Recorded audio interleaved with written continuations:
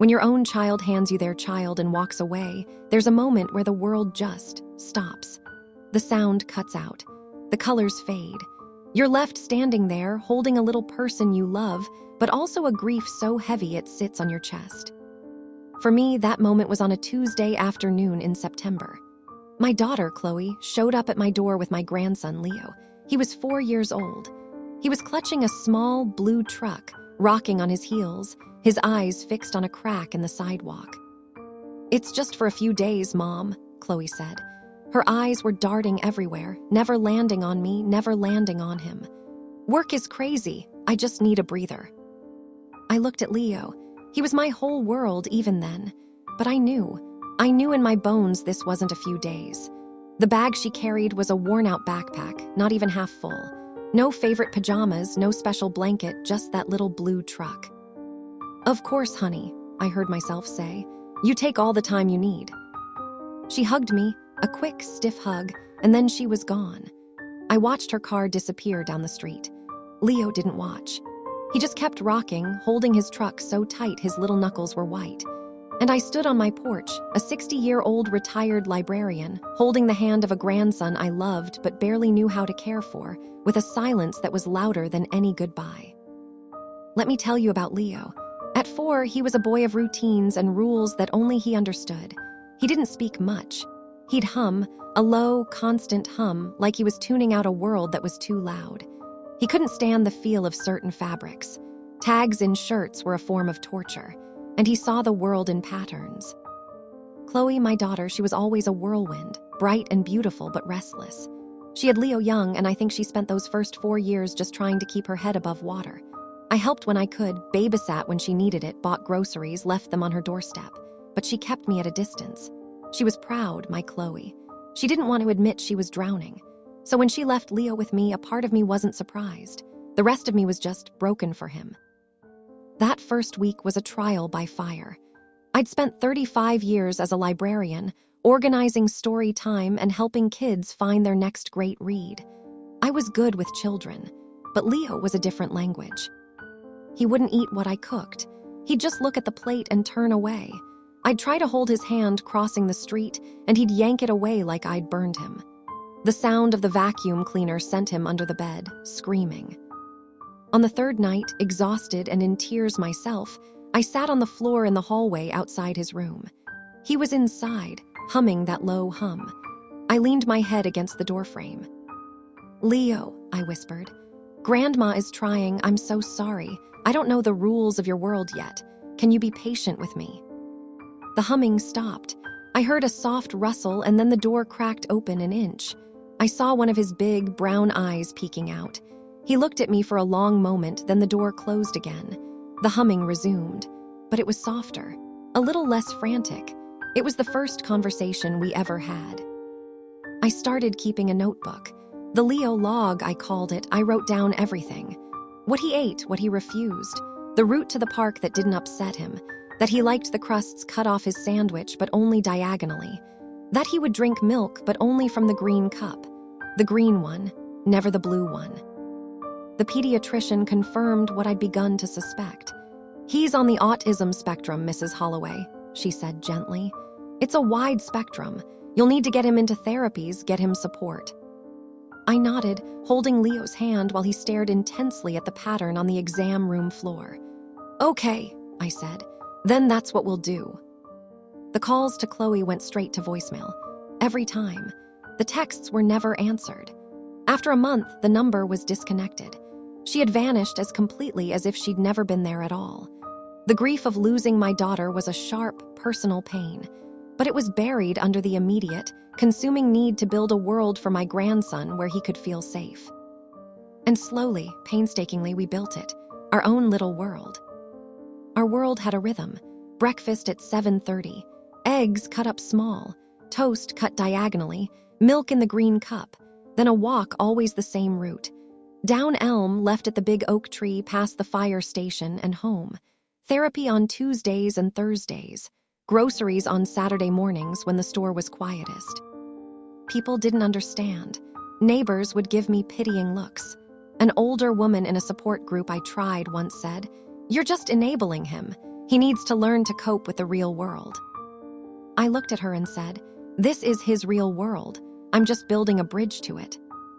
Because in his world, I started to see genius. At 5, he wasn't just lining up his cars. He was sorting them by color, yes, but also by the number of windows, the shape of the headlights, the tread on the tires. He was categorizing, creating systems. At 6, he started drawing, not pictures, but patterns. Intricate, repeating geometric designs that covered pages and pages of the notebooks I bought him by the dozen. At 7, he asked for a calendar. Not a picture calendar, but a plain, monthly grid. Every night, he would carefully write down what we did that day. Eggs, walk, rain. Simple words in his neat, blocky printing. He was documenting our life. One evening, when he was 8, I was making dinner. He came into the kitchen and stood by the counter.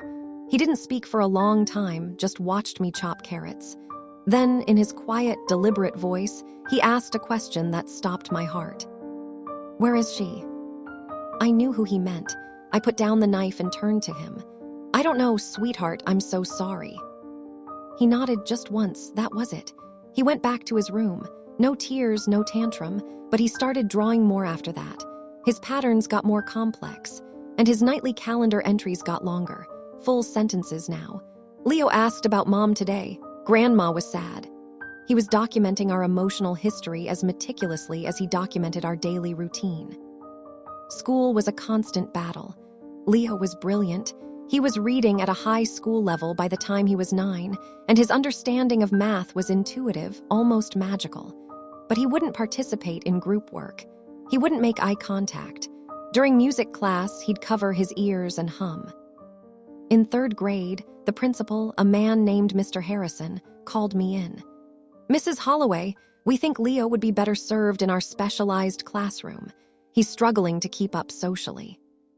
"His test scores are off the charts," I said, placing my notebook on the table. "He's not struggling academically." "It's not about academics. It's about behavior. He doesn't fit in." "He's not supposed to fit in." I said, my voice calm but firm. I'd learned from Leo. No need for raised voices, just facts. "He's supposed to learn, and the law says he has a right to learn in the least restrictive environment. That's here, with his peers. You need to provide him with accommodations, noise-canceling headphones for music class, a quiet place to go if he's overwhelmed, extra time for transitions." I had the laws bookmarked. I had his therapy notes. I had his calendar entries showing his progress. I was a librarian. I knew how to research and I knew how to build a case. They backed down. They always did when you had the proof. When Leo turned 12, he discovered computers. Not for games, not for videos, for logic. He found a free coding class online, and that was it. The patterns he used to draw on paper, he now started building with code. "Look, Grandma," he said one day, calling me over. He'd written a simple program that could sort a list of 100 random numbers in seconds. "It's faster than I am." "That's incredible, honey," I said, even though I didn't fully understand. The screen looked like a foreign language to me. He started saving his money from chores, and for his 13th birthday, I chipped in and we bought him a better computer. A real one. He treated it like a sacred object. At 14, he came to me with a new project. "Grandma, can I have all your old calendars? And the notebooks?" "My old calendars? Why?" "I'm building a timeline of everything." I brought down boxes from the attic. Old date books, my teaching journals, the shoebox full of receipts I kept for taxes. For weeks, he scanned everything. He created digital copies of my calendars from the past 10 years. He scanned the receipts from the grocery store, the gas station, the hardware store. He scanned every single page of the Leo logs. "What are you doing with all this?" I asked one night, finding him asleep at his desk at 2 a.m., his face lit by the glow of the monitor. He woke with a start. "Building a record," he said, rubbing his eyes, "so we know what's true." I started to get a little worried. He was spending all his time on this. He wasn't just learning to code, he was building some kind of massive, personal database. He was mapping our entire lives. I encouraged it, it was what he loved. But I also made him promise to eat dinner with me, to go for our walks on Saturday. "Leo, it's wonderful, but what's it for?" I'd ask. History, he'd say. Our history, so no one can change it. I didn't understand. Not really. But I trusted him. He was the most honest person I'd ever known. The conflict with the school escalated in high school. A new math teacher, Mr. Vance, accused Leo of cheating on a test. He'd solved a complex equation in a way Mr. Vance had never seen. There's no way a sophomore could come up with this on his own, Mr. Vance told me at another meeting. He must have looked it up online. I pulled out my notebook. Leo has been doing math in his head since he was 6. His IQ tests show exceptional mathematical reasoning. He doesn't need to cheat, Mr. Vance. He just thinks differently than you do. They gave him a different test in a room alone. He scored 100%. Mr. Vance never apologized, but he stopped accusing him. This was our life. A constant stream of small battles, each one wearing me down a little more. The week Leo turned 16, he showed me his finished project. He called it the verifier. I've been working on it for years, he said. It's a system that proves if a digital document has been changed. It looks at the metadata, the creation time, the digital fingerprint, the hash, they call it. It chains everything together. If anyone changes a single pixel on a scanned document or a single word in a digital file, the whole chain breaks. It shows you exactly what's real and what's been faked. I stared at the screen. That's Leo, that's incredible. Could it be used for, like, court cases or legal documents? He nodded. That's the idea. 6 months later, a small cybersecurity firm in another state bought the rights to use his system. They paid him $2.5 million. $2.5 million. I couldn't breathe. My grandson, the boy they said would never succeed, the boy who couldn't look people in the eye, the boy I'd raised on a librarian's pension and a lot of love, had just become a millionaire. The local news got wind of it. Local teen prodigy sells revolutionary software for millions. They came to the house, did an interview. Leo was calm and direct. He explained his system like he was explaining how to make toast. They ate it up. It was a feel-good story. For a few days, our quiet little world was in the spotlight. 2 weeks after the news story aired, the doorbell rang. I opened the door, and for a second I didn't recognize her. She was older, thinner. Her hair was different. But the eyes, the restless, darting eyes, were the same. "Hi, Mom." My hand tightened on the doorknob. The world tilted. I felt a rush of anger so sharp I thought I might be sick, and then just a hollow, cold emptiness. "Chloe," her name came out like a stone. "This is my attorney, Mr. Sterling," she said, gesturing to the man. "We need to talk about Leo." I didn't invite them in. I just stood there, blocking the doorway, my body a shield. "You have nothing to say to him." Mr. Sterling stepped forward, his smile professional and false. "Mrs. Holloway, I'm afraid we have a legal matter to discuss. It would be best if we came inside." Behind me, I heard a soft footstep. Leo. He'd come out of his room. He stood in the hallway, looking past me at the woman on the porch. His face was completely unreadable. "Leo," Chloe breathed. She tried to smile. "Baby, look at you, you're so big." Leo didn't respond. He just looked at her, then at the man with the briefcase. "Let them in, Grandma," he said quietly. I stepped aside, my whole body trembling. They walked into my living room. Chloe looked around, taking in the worn furniture, the bookshelves, the photos on the mantle, photos of Leo and me at the park, at his school plays, at his therapy sessions. A life she knew nothing about. Mr. Sterling sat on the edge of the sofa and opened his briefcase. He pulled out a stack of papers, official-looking documents with seals and signatures. "My client, Chloe Brennan, has never terminated her parental rights," he began. "She has documentation proving she has maintained consistent contact and provided financial support for her son over the years. Given his recent financial windfall, and as he is still a minor, she is seeking to establish formal custody and financial guardianship." He handed me the papers. I stared at them, uncomprehending.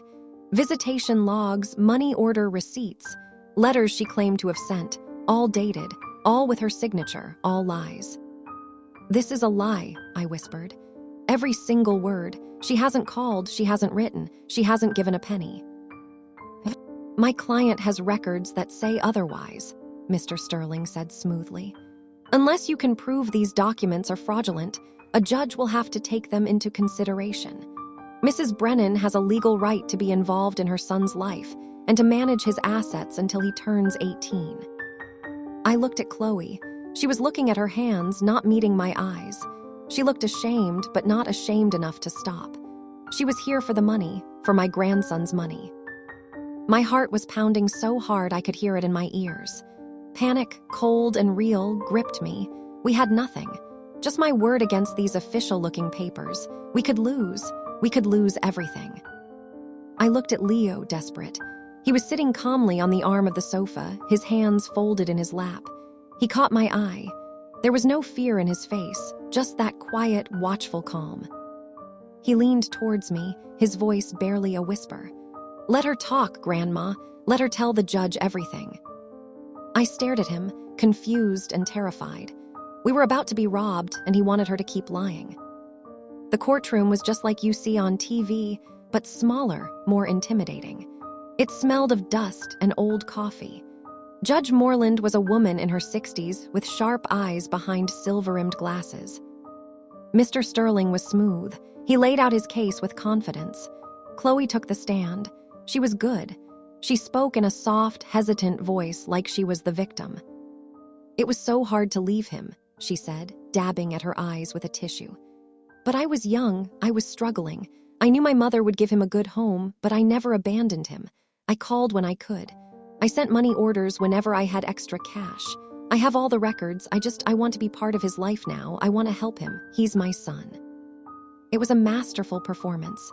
The judge looked at the documents Mr. Sterling presented. The visitation logs were so detailed. Called Leo on March 12th, spoke for 10 minutes. He sounded happy. Sent money order 4592 for $250, dated April 3rd, 2011. When it was our turn, I took the stand. I told them the truth. I told them about the knock on the door, the thin backpack, the years of silence. I showed them my notebooks, the Leo logs, the calendars. Judge Moreland looked through them, her face thoughtful. "This is very thorough, Mrs. Holloway, but it's your personal documentation.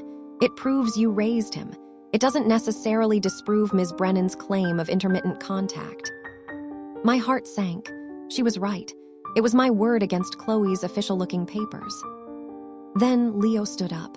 He walked to the front of the courtroom and addressed the judge directly. "Your Honor, may I present evidence?" Mr. Sterling objected immediately. "Your Honor, this is highly irregular. All evidence should have been shared during discovery." "This evidence," Leo said, his voice as calm as if he were ordering a cup of coffee, "is an analysis of the documents my mother provided. It wasn't available during discovery because I built the tool to analyze them after she filed her claim." The judge looked intrigued. "Proceed, young man." Leo went back to our table and pulled his laptop from his bag. He connected it to a screen in the courtroom. His system, the verifier, appeared. "These documents," he said, pulling up Chloe's money order receipts on the screen, "are dated 2011. But the digital metadata, the hidden data inside the file, shows they were created on a computer 6 weeks ago. The software used to create them was a version of a photo editing program that didn't exist in 2011. He clicked through screens showing the technical data. It was irrefutable. He then pulled up my bank records, which he had scanned and verified in his system. My grandmother's bank accounts show no deposits from my mother, ever. He then pulled up my phone records from the past 12 years. My mother claims she called on specific dates. These are the call records from my grandmother's home phone and cell phone. The number she provided as her own does not appear a single time." He put up a timeline, the one he'd spent years building. It was a visual history of our lives. My calendar entries: Leo sick, doctor at 2 p.m. Therapy notes: Leo made excellent progress today. School records, report cards, photos of us on our Saturday walks, timestamps proving we were together, living our quiet, consistent life. Chloe's name never appeared, not once. "Your Honor," Leo concluded, turning back to the judge, My grandmother taught me that the truth matters. She kept every receipt, every note, every calendar so she could prove to the school that I deserved a chance. I just built a better way to organize it. My mother's documents are not just inaccurate, they are forgeries. She wasn't there. She never called. She never paid for anything. My grandmother did all of that alone for 12 years. The courtroom was silent. Chloe's face was pale. Mr. Sterling looked like he'd swallowed a bug. Judge Moreland removed her glasses and looked directly at Chloe. "Ms. Brennan, do you have any response to this?" Chloe opened her mouth, but no sound came out. She just shook her head, tears, real tears this time, streaming down her face. The judge didn't take long. She ruled from the bench, her voice ringing with finality. "The evidence provided by the minor, Leo Holloway, is compelling and conclusive. The documents submitted by Ms. Brennan are found to be fraudulent. Her parental rights, while never legally terminated, are rendered moot by clear and convincing proof of abandonment. Full legal and physical custody, as well as financial guardianship, is hereby and permanently awarded to the child's grandmother, Margaret Holloway. This case is referred to the district attorney's office for investigation into charges of fraud and perjury." The gavel banged. It was over. Chloe was led away by a bailiff. She looked back at us, her face a mask of devastation. I felt nothing. No, that's not true. I felt relief. And I felt an overwhelming, soul-deep pride in the boy sitting next to me. I turned to Leo. He was calmly closing his laptop. "You knew," I whispered. "All those years of scanning receipts and calendars, you were building a fortress." He looked at me, and for the first time, he didn't just flick his eyes to mine and look away. He held my gaze. "So no one could ever take me away from you, Grandma, and so no one could ever take what's yours away from you. A lot can change in a year." Chloe got probation and was ordered to undergo counseling. I haven't spoken to her. Maybe one day I will, but not yet. The wound is still there, but it's finally starting to heal. Leo's non-compete clause from selling his first company meant he couldn't work in digital forensics for a few years. So, like he always does, he found a new pattern. He started a small software testing company, and he did something that made me prouder than any million-dollar sale. He hires kids like him. Kids who are on the spectrum, kids who have ADHD, kids who think differently. "They see the bugs everyone else misses, Grandma," he told me. "They find the patterns. They're the best testers in the world. People just never give them a chance." He has 6 employees now. I know them all. They come over for dinner sometimes. It's a little chaotic, a little loud, and absolutely perfect. This morning, it's just us. The routine, eggs and toast, milk in the green cup, the old, chipped green cup sitting on the table where it's always sat. I sit down across from him with my own coffee. He's looking at his phone, but he puts it down when I sit. That's something he's learned to do, a small act of connection. "Grandma," he says. "Yes, honey." "I've been thinking about the name of the company." "Holloway Testing, what's wrong with it?" "No, it's fine, but I was thinking maybe I should call it the Green Cup." I look at the cup, that silly, chipped, dollar store cup that became the cornerstone of our whole world. "Why that?" I ask, even though I think I know. He shrugs, a real teenage shrug. "Because it's the first thing I remember. You putting it on the floor next to me. You didn't try to make me hold it. You just put it there. So I could have it when I was ready. You always just put things there for me. You never pushed." I feel the familiar sting of tears, happy tears this time. "I just wanted you to know you were safe." "I know." He picks up the cup and takes a sip. "I knew then, I just couldn't say it." We eat in comfortable silence for a while. Then he looks at me again. "Can I ask you something?" "Anything." "Was it hard, raising me? I know I wasn't easy." I set down my fork and look at my grandson. This tall, brilliant, kind young man who built a fortress out of grocery receipts and calendar entries just to keep us safe. "Leo," I say, my voice soft, "you were never the hard part. The hard part was a world that didn't know how to see you. The hard part was a system that wanted you to fail. But you were the easiest, most wonderful part of my life. You gave me a purpose. You taught me patience. You taught me that love isn't about words, it's about showing up. Every single day, with eggs and toast and a green cup.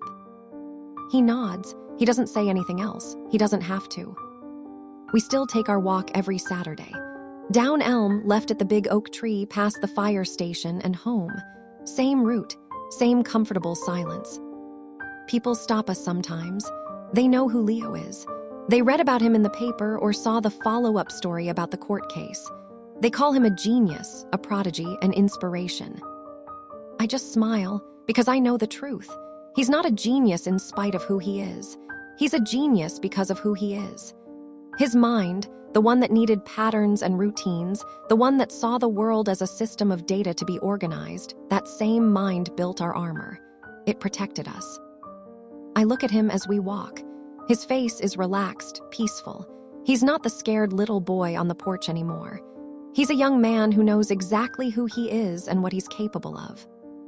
And me, I'm a 72-year-old woman who thought her best years were behind her. I was wrong. My best chapter started the day my daughter left her son at my door. It was a chapter filled with challenges I never expected, a language I had to learn from scratch, and a love story unlike any other.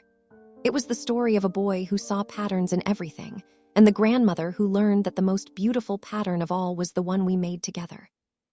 The world is noisy and chaotic. It doesn't make sense most of the time, but for us it works, because we have our rhythm, we have our truth, and we have each other. That's my story, and if you take one thing from it, let it be this. The children they say are too difficult, too different, too much they're not broken. They're just speaking a different language. And if you're patient enough to learn it, they will teach you things about love and loyalty and truth that you never could have learned on your own. So that's my story. I'd love to hear what you think. If you were in my shoes, could you forgive your own daughter for abandoning your grandson? Let me know in the comments and subscribe for more stories like mine.